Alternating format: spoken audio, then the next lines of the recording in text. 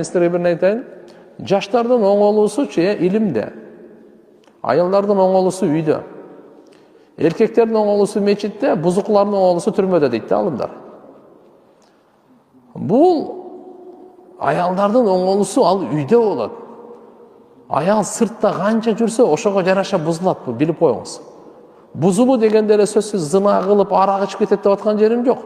Дүниеге болған açкөздік, үй бүлеге болған қайдыгерлік, талалағанға адаттанғаны, анан ары қандай жамандыққа қауылып қалғаны, чекесінен бір қайсысын бірісін айтып бітем мен.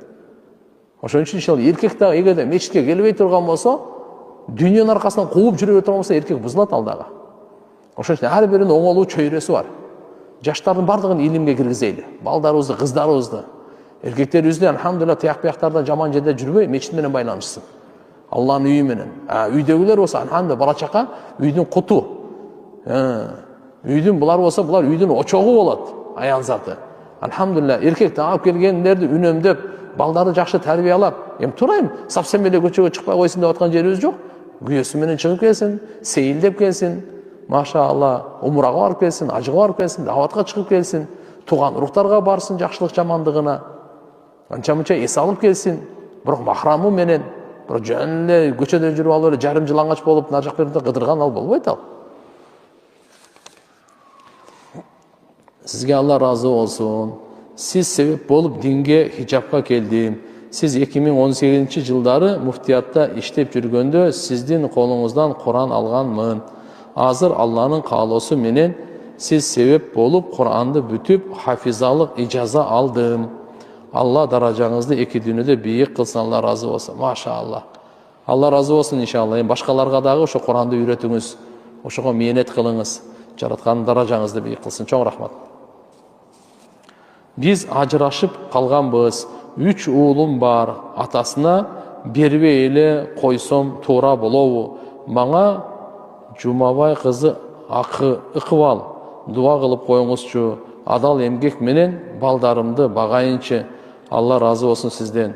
Урматтуу карындашым, мындайда мен эжемди билбейм, кандай болсоңуз дагы мусулман айым. Мына 3 уулум бар деп атпайсызбы? Атасына бербей койсом бул шариатка туура келбейт бул. Бул атаныкы, все равно бол. Кудай кааласа багып, туура мындай капалы, мындай капа болгон эмелериңер бар чыгар. Бирок шариаттыга карай турган болсоңуз, бул балдарды бакканга ата милдеттүү. Мейлі эгерде бакпай атса, сиз аракет кылып атасыз, Алла разы болсун. Бирок жолугам десе, учурашам десе, тыйганга толук акыңар жок. Каратып кое бериңиз. Бул дүйнө ушундай дүйнө, бүгүн бар, эртеге жок. Эрте кыямат күнү атасынын аты менен чакырылат. Кандай болгон чакта да өлгөндө деле атасынын аты менен коюлат. Ошон үчүн иншалла карап туруп, атанын белинен кандай болсо дагы ата, жаман болобу, балай болобу, все равно ата. Ошон үчүн наоборот сиз акылдуулук кылыңыз. Акылдуулук кылып, атаңар болот.